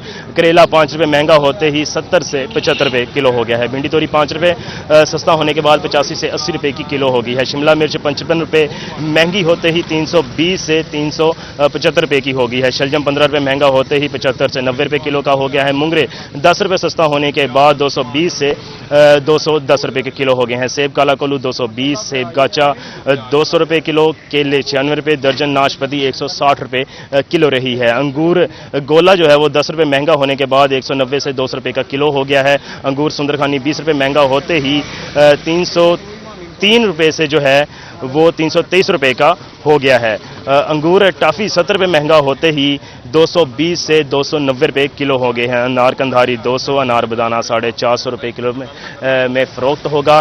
सब्ज़ी की कीमतों में जो है वो कमी भी वाक़ हुई है और रद्दोबदल के साथ जो है वो इजाफा भी देखा गया है, जबकि फलों की कीमतों में मामूली रद्दोबदल हुआ है। जी बहुत बहुत शुक्रिया अली इस अपडेट के लिए। आप लोगों ने सुना कि मार्केट में रेट्स की क्या सिचुएशन है इस वक्त, एंड डेफिनेटली अगर आप कुछ भी खरीद रहे हैं, मार्केट जा रहे हैं ग्रॉसरी के लिए, तो ध्यान रखें इस चीज़ का, रेफर बैक करें इस लिस्ट को और अपने आप को ओवर चार्ज होने से बचाएं। ये याद रखें कि ना सिर्फ अपने साथ गलत ना होने देना चाहिए, लेकिन ऑल्सो अपना जो रोल है सोसाइटी में उसको भी याद रखना है। कहीं लगता है या कोई ओवर चार्ज कर रहा है, ओवर प्राइस्ड उन्होंने आइटम्स रखी हुई हैं जो कि लोगों के लिए मुश्किल पैदा कर सकती है, या फिर उन्होंने एट ऑल कोई लिस्ट लगाई ही नहीं हुई है, तो लाजमी तौर पे फौरी तौर पे रिपोर्ट करें उनको। और याद रखें कि हर शहरी का हक है, एंड फूड सिक्योरिटी हर शहरी का हक है। कहीं पर लगता है कोई भी गलत इस्तेमाल कर रहा है अपनी रिसोर्सेज को, कहीं पर भी आपके ना पता होने का फ़ायदा उठाने की कोशिश करें, तो लाजमी तौर पे आपकी इन्फॉर्मेशन और नॉलेज पूरी होनी चाहिए। आगे बढ़ेंगे और जिस तरह से आप सब जानते हैं, I think at this point in time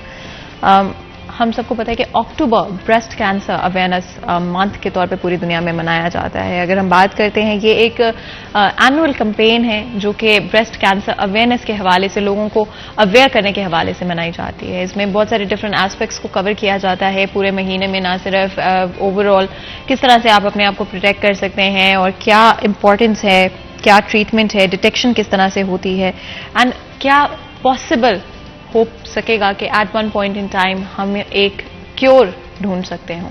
and definitely उसके लिए फंडिंग, अवेयरनेस, डिफरेंट तरह की चीज़ें होना ज़रूरी है, और ये इस माह में हमेशा कोशिश रहती है अवेयरनेस भी क्रिएट की जाए और डिटेक्शन के हवाले से, because at the end of the day early detection is very very important. तो इस महीने में यही कोशिश की जाती है, जो मिथ्स हैं, डिफरेंट अवेयरनेस के इशूज़ हैं, उनको सॉल्व करने की कोशिश की जाए। अगर हम सिर्फ और सिर्फ पाकिस्तान की बात करते हैं तो हर साल 83,000 से ज़्यादा केसेस पाकिस्तान में डायग्नोज होते हैं।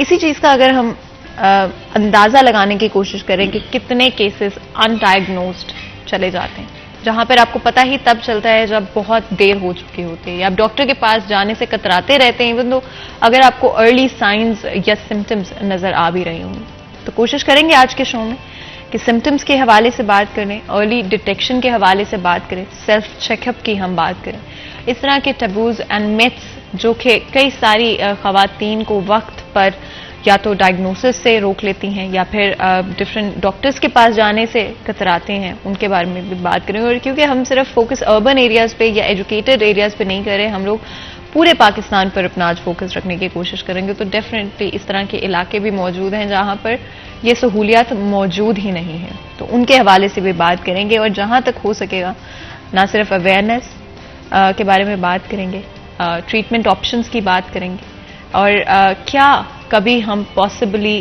क्योर ढूंढ पाएंगे और करंटली हम कहां पर स्टैंड करते हैं ऑन दैट स्केल, उसके बारे में भी हम बात करेंगे। तो बहुत ही खास मेहमान स्टूडियो में हमारे साथ मौजूद हैं। मैं आपका इंट्रोडक्शन करा देती हूँ। सबसे पहले प्रोफेसर डॉक्टर खालिद साहब हमारे साथ हैं, head of department cancer department allied hospital Faisalabad हैं। आपको वेलकम करते हैं शो में, बहुत बहुत शुक्रिया आज हमारे लिए और हमारे शो के लिए वक्त निकालने के लिए। इसी के साथ अलमास फातिमा अवान भी मौजूद हैं, डॉक्टर अलमास फातिमा अवान जो कि मेडिकल ऑफिसर हैं cancer department allied hospital Faisalabad के। आपको भी वेलकम करते हैं शो में, बहुत बहुत शुक्रिया आज हमारे शो और हमारे ऑडियंस के लिए वक्त निकालने के लिए। आज का मौजू बहुत इंपॉर्टेंट है, एक दफ़ा फिर जस्ट बिकॉज आज हमारी कोशिश होगी अवेयरनेस एंड जो पॉसिबल मिथ्स टैबूज मौजूद हैं हमारी सोसाइटी में उनको हम नेविगेट करें, उनको डिस्कस करें, बिकॉज आई थिंक जितना हो सकता है हमें ख़वातीन को अवेयर भी करें और उनकी जो रास्ते में हर्डल्स हैं, सोसाइटल हर्डल्स या माइंडसेट को लेके हर्डल्स जो कि उनको रोकती हैं या उनकी वजह से वो इलाज नहीं करवा पाती, वक्त पर इलाज नहीं कर पाती, तो आई थिंक वो भी बहुत इंपॉर्टेंट होता है। डॉक्टर खालिद, सबसे बड़े पोटेंशियल हर्डल्स आपको क्या नज़र आते हैं ख़वातीन के लिए, अर्बन एरियाज़ में बात करें, रूरल एरियाज़ में बात करें, जिसकी वजह से वो या तो कतराती हैं, हेजिटेट करती हैं इलाज करवाने में या करवाती ही नहीं हैं टिल द पॉइंट कि इट्स टू लेट? जी बिल्कुल, बहुत शुक्रिया T41 का भी, आप लोगों का भी, कि एक बड़ा ही ये हमारा मेडिकल इशू तो है ही, ये हमारा माशरती मसला बन चुका है, सोसाइटल इशू भी। तो सोसाइटी के जब बात करें तो ये जो ब्रेस्ट कैंसर है ये एक बीमारी एक बंदे की, ये एक फीमेल की बीमारी नहीं है, ये तो पूरी फैमिली के लिए और फैमिली के बाद पूरे माशरे के लिए ये एक बड़ा इशू है। तो बात इसलिए बहुत ज़रूरी है कि इसको ये वो चीज़ है अगर हम इस पर कुछ काम कर लें तो इससे काफ़ी हद तक हम बच सकते हैं, इसलिए अवेयरनेस बड़ी ज़रूरी है। बात आपने की हर्डल्स की, इसमें दो मोटे मोटे हर्डल्स हैं जो हमने देखे हैं, इतने सालों से हम काम कर रहे हैं यहाँ पे, तो हमने देखा है एक तो हमारे जो हर्डल्स हैं वो एक सोशल एक इशू कह लें, फीमेल ये है, तो हमारी फीमेल यूजुअली स्पेशल जो हमारा जो पेरीफेरी का जो हमारा एरिया है देहात में, वो मेल डॉक्टर को चेक नहीं करवाती या थोड़ा वो कह लें शर्म की वजह से कई बार वो कहते हैं कि हम कहाँ जाएंगे, कहाँ चेक करवाएंगे, या छाती को चेक करवाना है, ऐसी शर्म की वजह से वो जो बीमारी जो अर्ली स्टेज पर ठीक होने वाली होती है वो भी उसको भी बड़ा, लेकिन बीमारी तो बीमारी उसमें बढ़ नहीं है, जब बढ़ती है तो फिर मुझे उनको आना ही पड़ता है। ये तो एक हमारा एक उनका अपना एक सोशल इशू हो गया, सोसाइटी का इशू हो गया, या उनके एक अपने ज़ाहिर है हमारी इतनी हमारी पढ़ी लिखे एज ए होल हम देखें पूरे अपने अवाम को तो वो नहीं है।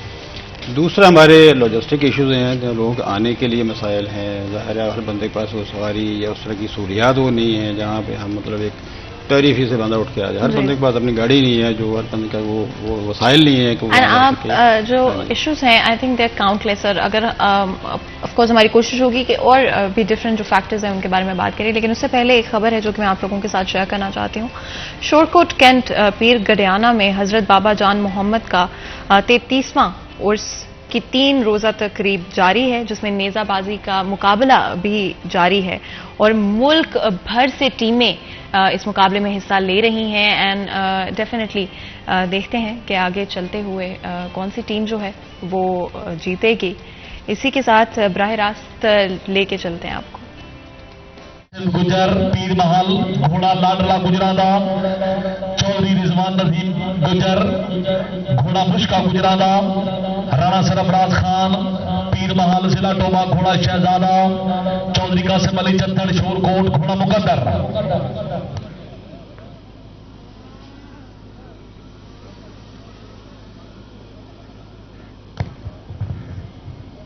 जी गुजर सिंह की टीम यस है, बहुत खूब।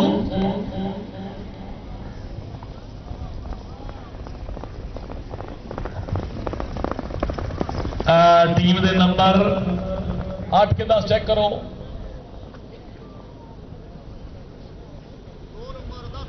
दस नंबर जी सबूदर गुड ड्यूटी।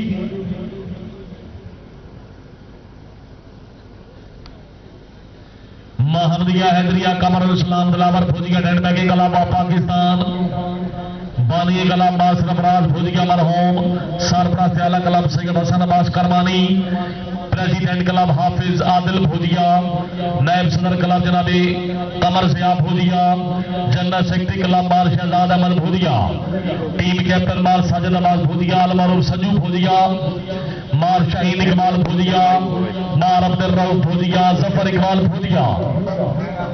गैर हाजिर जी लिखो जी 0 नंबर नथू शाह शिराजी नासिर बलोच कलाबा पाकिस्तान अल्लाह हामी नासिर आल हाज मियां अनवर गुजर साहब तशरीफ फरमा, तवज्जो फरमाओ। बानी कलाब साकिब महमूद भट्ट साहब जिला गुजरात, अच्छा नाफरिया जिला गुजरात, सरपरस्त आला क्लब चोरी सिकंदर याद रजोका 614 जिला फैसलाबाद, प्रेसिडेंट क्लब आल हाज मियां मोहम्मद अनवर गुजर चक नंबर 444 गांबे बोला समंदरी फैसलाबाद। माशाल्लाह चेयरमैन क्लब राय मोहम्मद असलम फिरोका चक नंबर 620 गांबे फैसलाबाद।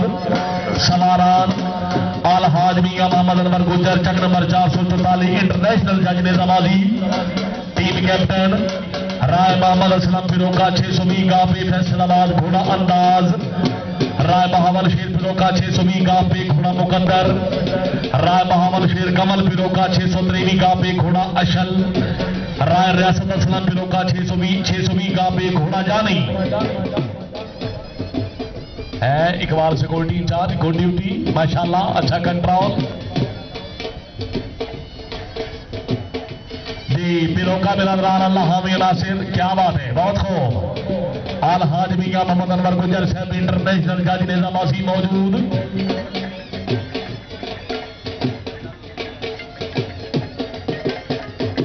यस राय मोहम्मद असलम फिरोका, राय बहावल शेर फिरोका, राय बहावल शेर कमल फिरोका, राय रियासत असलम फिरोका। यस फिरोकिया, यस कमल, शाबाश। खाली गई है, चेक नहीं करे तो लाइव 14 नंबर जी, एक सांग खाली आ रही 14 नंबर जी। कादरिया कुतुबिया खोखर निजामाज कलाबा पाकिस्तान। ठेकेदार मारा ललता सेब नजर नहीं आए, कोई राबता कोई रिपोर्ट अबसेंट लिखो जी, लिस्ट रखो जी। मोहम्मदी हैदरी फारूक आजम निजामाज कलाबा पाकिस्तान। अल्लाह हामी नासिर बानी क्लब राय शहद याद खरल 410 कच्चा तांदला। सरपरस्त आला club Sardar Fayaz Arshad Wattoo. President club Malik Zulfiqar Ali Wattoo advocate high court Lahore. माशाल्लाह general secretary club Rai Shamsher Ali Kaliyar. माशाल्लाह सवारान मलिक जुबैर वट्टू मरहूम। Team captain Malik Iftikhar Shaukat Wattoo. पीर इजाज हुसैन शाह, मलिक अशरफ भट्टी, राय सैयद खरल जी। किले मुकम्मल समय झंडी का इशारा। यस अबूजर गुड ड्यूटी इंशाल्लाह।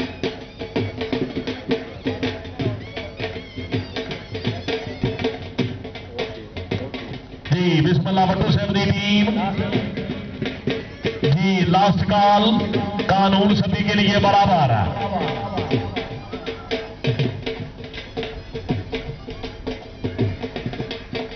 कानून सभी के लिए बराबर। टीम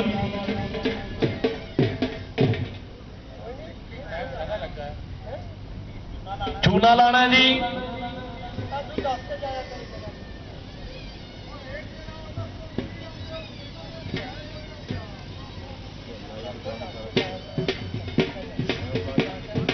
कोई आर्डर हो जनाब इतने 10 के गए करो।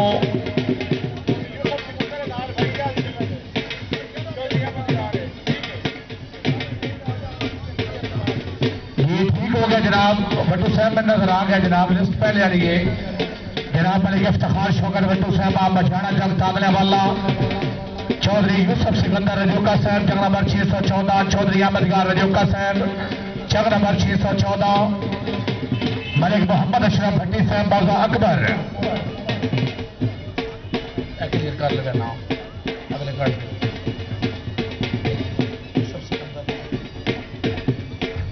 जी। टीम आई जी माशाल्लाह, पहली बड़ी से घोड़ा सब्जा बहुत खूब जी। 14 नंबर जी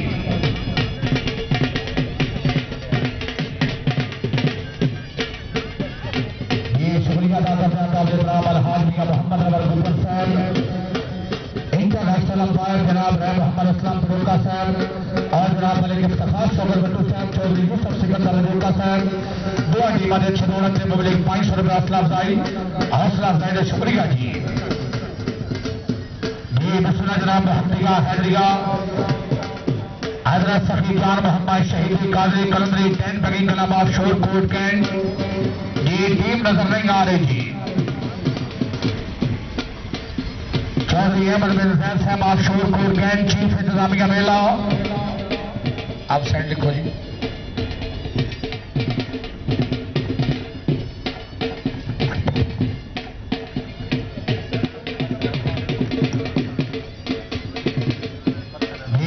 जनाब फर्श नैनवा क्लब बिया चन्नो जिला खानेवाल फर्श नैनवा क्लब है जी। फर्श नैनवा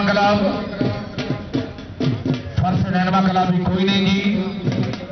आज इससे मुकाबले मोहम्मदिया हैदरिया सुल्तानी का अवार्ड क्लब नजर नहीं आ रहे जी। सुल्तानी का अवार्ड क्लब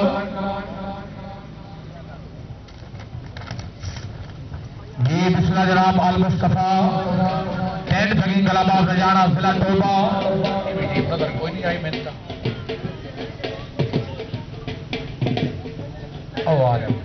ये क्लब वाले जनाब चौधरी अफ्तारी भोला साहब रईस साहब रजाना। क्लब के सरपरस्त जनाब चौधरी नईम अहमद नसीम गुज्जर एडवोकेट साहब चक नंबर 475 गुज्जर पिंडी समुद्री। क्लब के प्रेसिडेंट जनाब चौधरी अब्दुल हमीद गुज्जर नंबरदार साहब जिला टोबा। क्लब के जनरल सेक्रेटरी जनाब चौधरी मोहम्मद अफजल भोला। ये सवारान इंजीनियर चौधरी नदीम अहमद नसीम गुज्जर चक नंबर 475 गुज्जर पिंडी। हाल जर्मनी टीम कैप्टन मार मोहम्मद अब्बास परमाना साहब आप किले वाला मार इमरान हैदर परमाना साहब आप किले वाला। ये मार मलिक मुजम्मिल आबिद भट्टू साहब चक नंबर 609 तागले वाला मार अमीर अली परमाना आप किले वाला।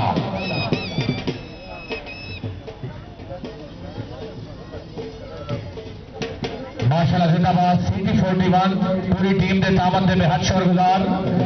ये सारा प्रोग्राम जनाब लाइव चल रहे हैं। अगर किसी भाई ने बार पूरी दुनिया से देखना हो जनाब सीटी 41 यूट्यूब से सर्च करो इंशाल्लाह जनाब नो प्रोग्राम लाइव मिलेगा। ये सीटी 41 मीडिया की पूरी टीम के तावन के बेहद शुक्रगुजार है। ये परमाना साहब बिस्मिल्लाह जनाब।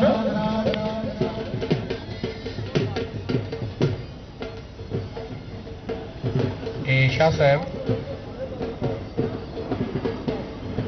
55 मिनटा में जनाब टीमां दौड़िया ने 26 27 टीमां दौड़िया ने 55 मिनटा। इस तरतीब नाल तो जनाब 3 राउंड बड़ा टाइम लगना है। एक एक कॉल करिए जी। बिस्मिल्लाह जनाब टीम आई तवज्जो शाबा बट्टू जी 12 नंबर सवाल साहबान एक जरूरी ऐलान सवाल फरमाओ जनाब। जजेस साहबान ने सानू 3 घंटे अल्टीमेटम दिता है कि 3 घंटिया 3 राउंड मुकम्मल करने ने तालेबाजी होगी अच्छी। 1 घंटा तकरीबन होने वाला है। अजे तक सिर्फ और सिर्फ जनाब 27 टीमां दौड़िया ने। 1 घंटे में बड़ा अफसोस है। अच्छा मेला है बराए मेहरबानी हाई। तो जी आप लोग देख रहे थे लाइव नेज़ाबाजी का इवेंट। और इससे पहले कि हम मजीद गुफ्तगू करें और वापस जाएं डिस्कशन की तरफ क्योंकि ब्रेक का वक्त हो रहा है, बिल्कुल छोटा सा ब्रेक लेते हैं। कहीं मत जाएगा, हमारे साथ रहेगा।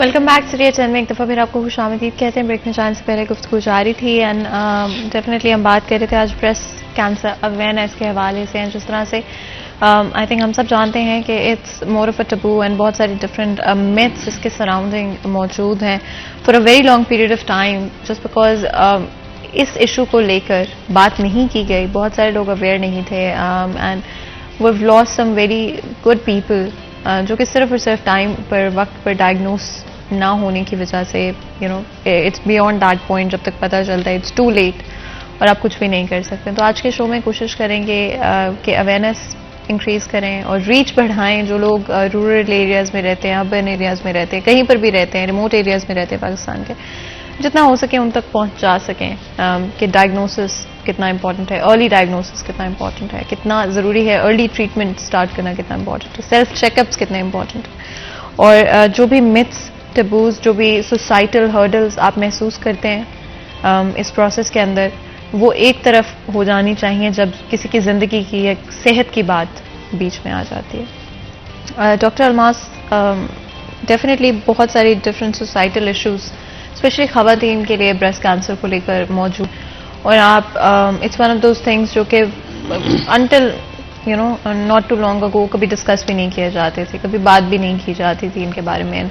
बहुत सारी ख़वातीन जो कि अर्ली डायग्नोज नहीं हो पाई और उसकी वजह से बाय द पॉइंट पता चला कुछ भी नहीं किया जा सकता। कितना इंपॉर्टेंट है कि हम इन सोसाइटल हर्डल्स को, इन मिथ्स को, इन टबूज को ख़त्म कर पाएं।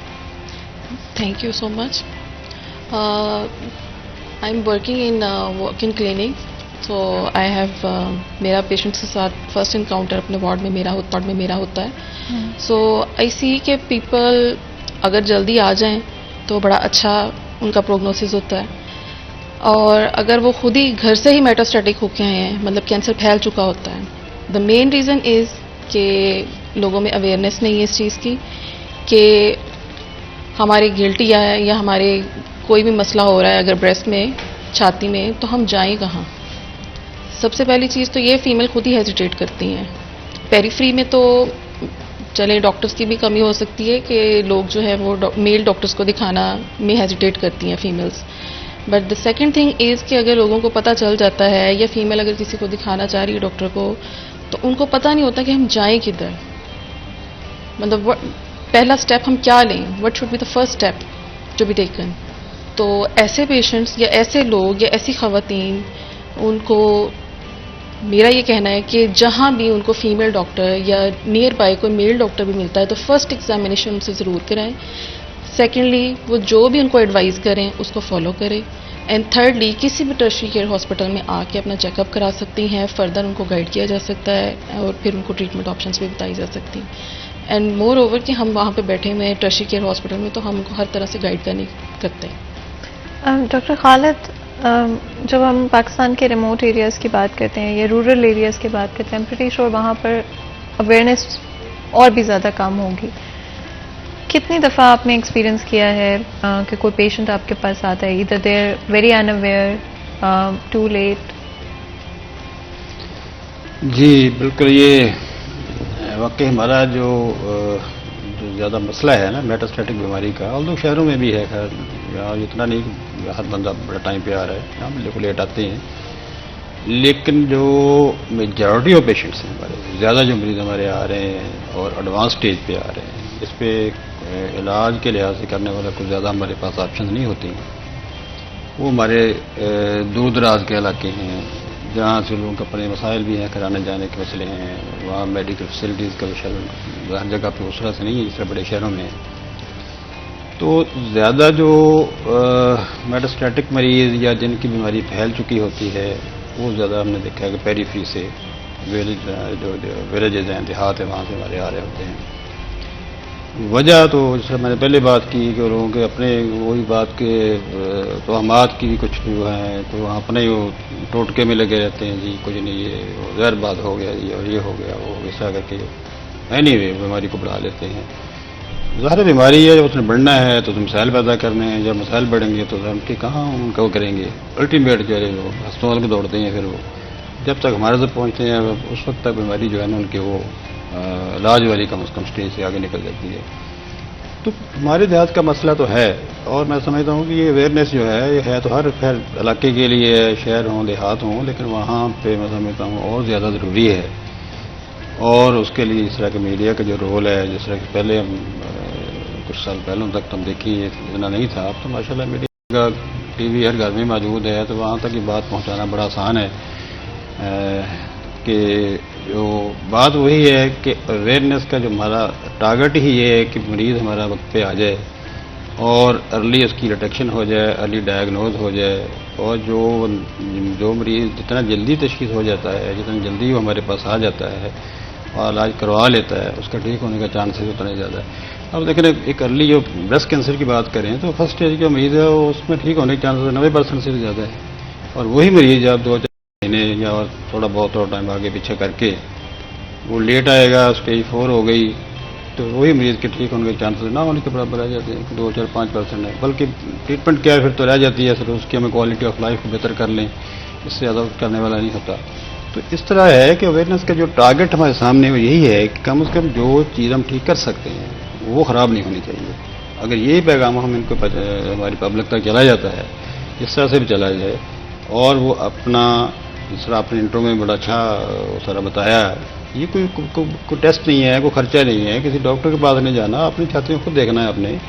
आप मना करके देखें, आपको कोई ऐसी चीज़ लग रही है जो पहले नहीं थी, कम से कम, चलो आप बिल्कुल डिफाइन तो नहीं कर सकेंगे हमारी ख़वातीन, चलो उनको लग रहा है कुछ अबनॉर्मल सा, कुछ ऐसा है, गिल्टी है, कुछ भी लग रहा है, तो कम से कम हेजिटेट ना करें, फिर फटाफट किसी डॉक्टर को दिखाएं जो कम से कम क्वालिफाइड डॉक्टर हो। ये ना हो हमारे जैसा होता है देहात के अंदर, वो ना मसला हो, तो वो आएँ किसी अच्छे सेंटर पे आके किसी पढ़े लिखे डॉक्टर को दिखाएं, वो आगे इसको देखे, टेस्ट करवाए, डायग्नोज करे, और डायग्नोज के बाद जब तक मैं समझता हूँ कि उसको हम इलाज की लाइन पे नहीं लेके आते तो हमारे से अवेयरनेस का कोई फ़ायदा नहीं होता। तो जब वो इलाज करेंगे, अल्लाह करे वो ठीक हो जाता है पेशेंट, मैं समझता हूँ कि हमारा जो टारगेट था वो पूरा हो गया। और ये ब्रेस्ट कैंसर जो है ये काबिल इलाज मर्ज़ है, लेकिन अगर हम मरीज़ को इन टाइम वो हमारे पास आ जाए, लेकिन वही हमारी बदकिस्मती कह लें, लैक ऑफ अवेयरनेस कह लें, या हमारे सोशल हेडर कह लें, या कुछ भी समझ लें, बहरहाल हमारा मरीज़ अभी तक ना वो हमारे टाइम पे हमारे पास नहीं पहुंचता। तो यही हमारा एक इशू है, यही मकसद है हमारी अवेयरनेस का। और ये हमें जो ज़ाहिर है 98% से 99% फीमेल की बीमारी है, ख़वातीन का जो मसला है, इसलिए हम चाह रहे हैं कि उन तक ये बात हमारी पहुँच जाए कि वो कभी भी इस पर वो ना शर्माने की ज़रूरत है, ना किसी किस्म की हेजिटेशन की ज़रूरत है, ना किसी किस्म का इसमें कोई मसला है, ना खर्चे की बात है। देखें मसला है तो आके चेक करवाएं, चेक करवा के अगर फर्दर जो भी टेस्ट वैसे हैं करवाएं, और इलाज के लिए वो हमारे पास जरूर पहुँचें। और हमारे फैसलाबाद में राइड अस्पताल के अंदर गवर्नमेंट ने सारी फैसिलिटीज़ रखी हुई हैं, सर्जरी से लेके कीमोथेरेपी है, रेडिएशन है, हर चीज़ जो बेसिक ट्रीटमेंट हमारी होती है इलाज की, वो सारी मौजूद है। और इसमें अल्लाह करे इतना ज़्यादा कोई वो खर्चे वाला मसला भी नहीं है। तो मैं नहीं समझता कि ये मरीज़ हमारे किसी वजह से भी वो घर बैठे रहें, या किसी ऐसे डर में फंसे रहें कि पता नहीं अब क्या होगा, मिल्टी आ गई तो पता नहीं अब क्या होगा, या खर्चा पता नहीं कितना होगा। लोग डरने वाली या कम से कम खौफ आने वाली ऐसी कोई बात नहीं है। तो मेरा तो मशवरा है कि कम से कम ये है कि वो जितना जल्दी हो सके वो फ़ौरन पहुँचें और अपना मुआयना करें।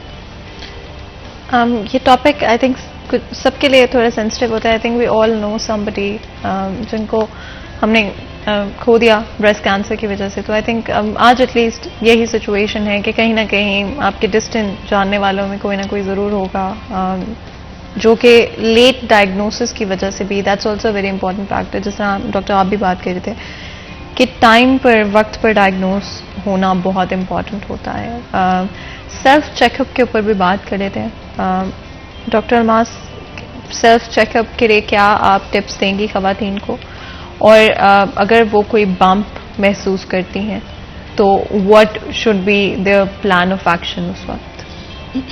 सेल्फ एग्जामिनेशन बहुत इजी है, उसमें ऐसा कोई भी ऐसी रॉकेट साइंस टेक्निक नहीं है। मतलब हर खातून घर पे एटलीस्ट नहाते हुए या नहाने से पहले या नहाने के बाद अपने आप को देख सकती हैं, ठीक है। उसके अंदर वो खुद महसूस कर सकती हैं कि दिस इज़ समथिंग जो कि पहले नहीं था। कोई साइज़ में चेंज, कोई गिल्टी, कोई किसी भी किस्म का निप्पल का अंदर को चले जाना, या किसी किस्म की भी अबनॉर्मलिटी ख़वातीन सबसे पहले खुद ही महसूस करती हैं। द थिंग इज़ कि उसको जब उन्होंने महसूस कर लिया तो उसको फ़ौरन चेकअप ज़रूर कराएं। अगर आप किसी मेल डॉक्टर के पास नहीं जाना चाहते, एलाइड हॉस्पिटल के अंदर ब्रेस्ट क्लिनिक मौजूद है जहाँ पे फीमेल डॉक्टर्स हैं और वो छाती का एग्जामिनेशन करके आपको आराम से बता देंगे और आपको आगे से मज़ीद गाइड भी कर दिया जाएगा कि नेक्स्ट स्टेप आपने क्या लेना है। तो इसमें ऐसा कोई मुश्किल चीज़ नहीं है। And without a doubt I think सिर्फ समझना इम्पॉर्टेंट है, और अगर आप समझ जाएं चीज़ बगैर किसी हेजिटेशन के, स्पेशली ये रियलाइज़ करते हो कि at the end of the day सेहत है, ज़िंदगी है तो सब कुछ है, और बाकी जो बातें होती हैं वो बातें ही रह जाती हैं। मज़ीद गुफ्तगू करें उससे पहले ब्रेक लेते हैं, कहीं मत जाएगा, हमारे साथ रहिए।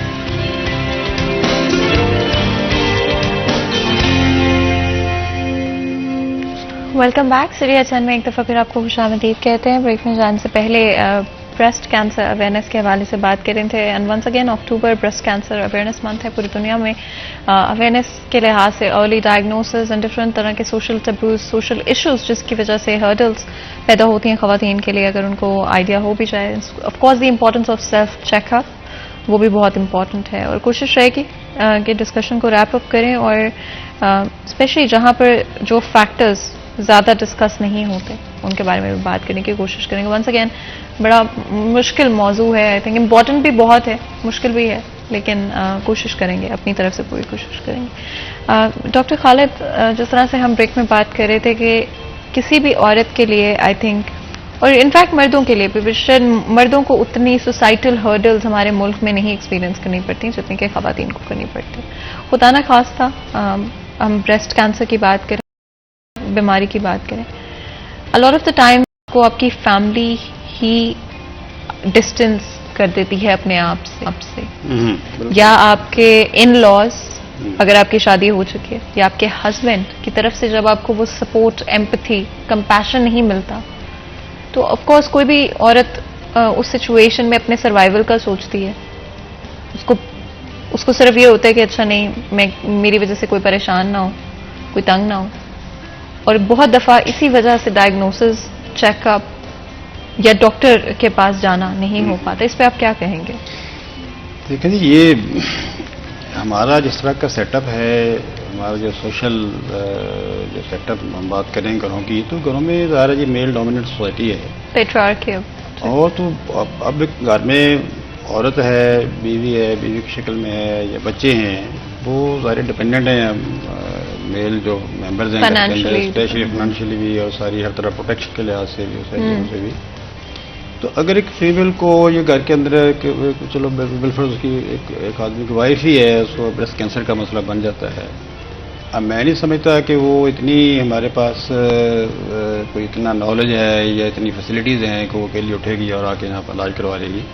अब उसको आने के मसाइल हैं, फाइनेंशियल मसले हैं, पैसे चाहिए इलाज के लिए, बिल्कुल आना जाना है, बाकी चीज़ें हैं। तो उसको पूरी फैमिली की सपोर्ट, ख़ास तौर पे उसके हस्बैंड की सपोर्ट बड़ी ज़रूरी है। और अगर घर में है, शादीशुदा नहीं है, वालिदैन हैं, तो ज़ाहिर उसको वालिदैन उसको वो सपोर्ट करें।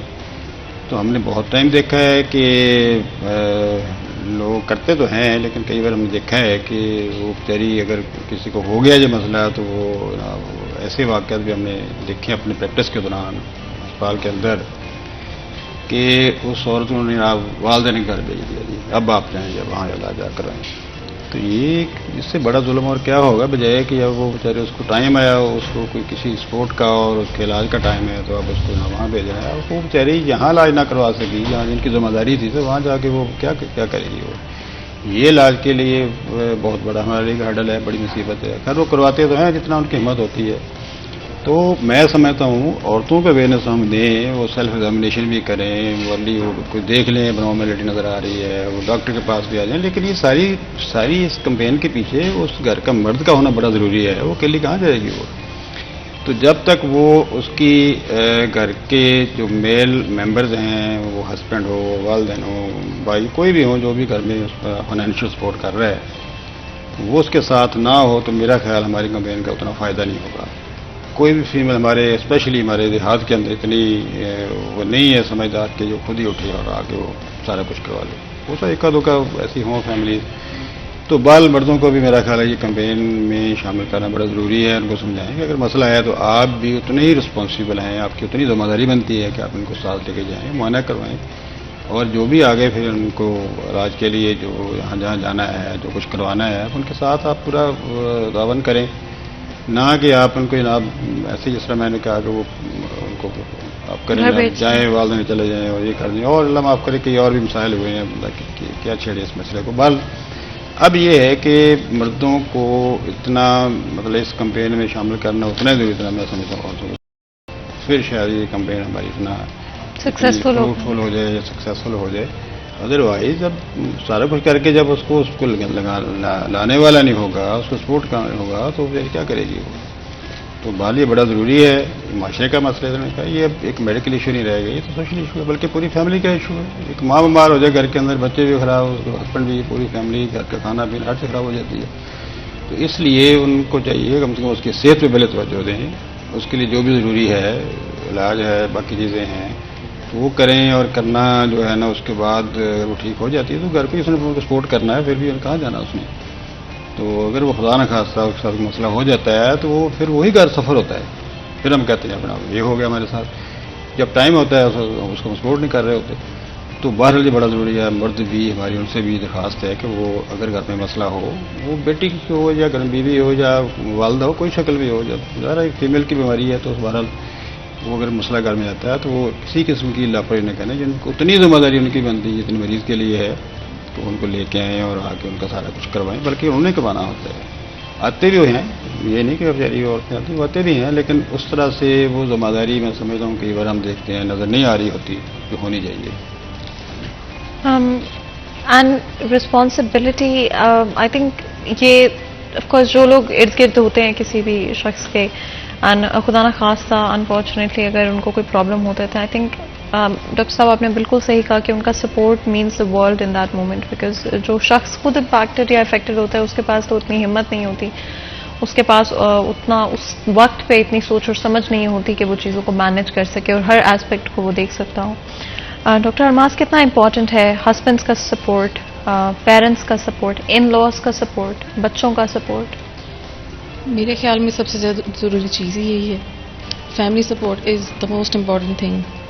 क्योंकि अगर तो पेशेंट जो है वो फीमेल पेशेंट जो है, अगर वो मदर है तो obviously whole of the family उसके ऊपर डिपेंड कर रही है। बच्चे अगर वो बीमार हो जाती है obviously she can't take care of her children. तो माँ सेहतमंद होगी, ठीक होगी तो बच्चों की परवरिश ठीक से करेगी। ऑब्वियसली माँ बीमार होती है तो पूरा घर डिस्टर्ब हो जाता है। एंड सेकेंडली हम बात कर रहे थे कि ख़वातीन के अंदर ब्रेस्ट कैंसर, मेल्स में भी कई दफ़ा ब्रेस्ट कैंसर मौजूद होता है, मतलब इसकी रेशो कम ज़रूर है, लेकिन छाती का कैंसर मर्दों में भी पाया जाता है। सो मेल अगर बीमार हो रहा है तो ऑब्वियसली उसको भी फैमिली की सपोर्ट चाहिए। एंड ये बहुत इंपॉर्टेंट है कि ये भी बात की जाए कि it's not only a disease जो कि ख़वातीन के को इम्पैक्ट करती है। Exactly. हमारे साथ एक कॉलम मौजूद है, बात कर लेते हैं। अस्सलाम वालेकुम जी। अस्सलाम वालेकुम, मेरी आवाज़ सुन पा रहे हैं? हेलो जी, कौन बात कर रहे हैं और कहाँ से बात कर रहे हैं?